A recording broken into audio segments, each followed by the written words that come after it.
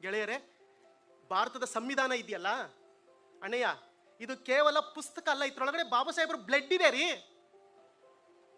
ಬಾಬಾ ಸಾಹೇಬ್ರ ರಕ್ತ ಇದೆ. ಯಾಕೆ ಅಂತ ಅಂದ್ರೆ 6ನೇ ವಯಸ್ಸಿಗೆ ತಾಯಿ ಸತ್ತೋಗ್ತಾರೆ, 22ನೇ ವಯಸ್ಸಿಗೆ ತಂದೆ ಸತ್ತೋಗ್ತಾರೆ, 1935ಕ್ಕೆ ಹೆಂಡತಿನೂ ಸತ್ತೋಗ್ತಾರ್ರಿ.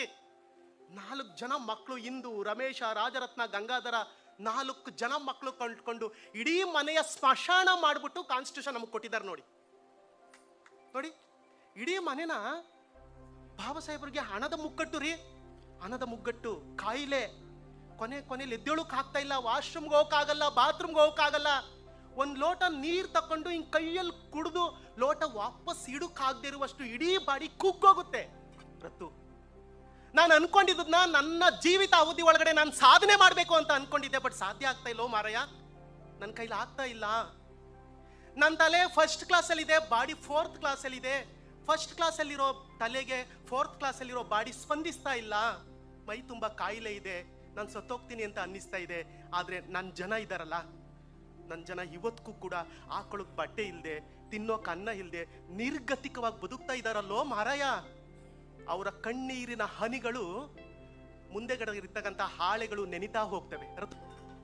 ಕೊನೆಗೆ ಹೇಳ್ತಾರೆ, ನನ್ನ ಜನ ನೆಕ್ಸ್ಟ್ ಎದ್ದೇಳ್ತಾರ್ರಿ.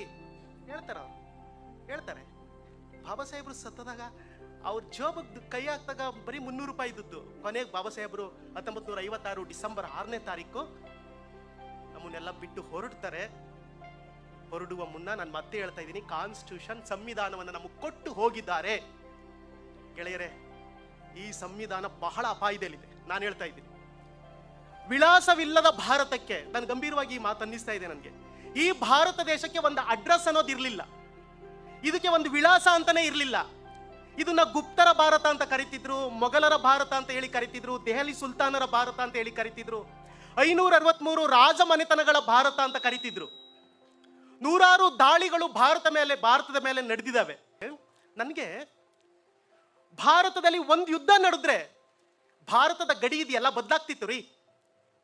ಭಾರತದಲ್ಲಿ ಅಕಸ್ಮಾತ್ ಒಂದು ಯುದ್ಧ ನಡೆದ್ರೆ ವಾಪಸ್ಸು ಸೈನಿಕ ತನ್ನ ಮನೆಯನ್ನ ಹುಡಿಕೊಂಡು ಹೋದ್ರೆ ಅಲ್ಲಿ ತನ್ನ ಮನೆ ಇರ್ತಿರ್ಲಿಲ್ಲ. ಕಾರಣ ಏನು ಅಂತ ಅಂದ್ರೆ ಗೆದ್ದ ರಾಜನ ಕಡೆ ಆ ಸಾಮ್ರಾಜ್ಯ ಹೊಟ್ಟೋಗ್ತಿತ್ತು. ಪ್ರತಿ ಯುದ್ಧಕ್ಕೂ ಕೂಡ ಭಾರತದ ಗಡಿ ಬದಲಾಗ್ತಿತ್ತು.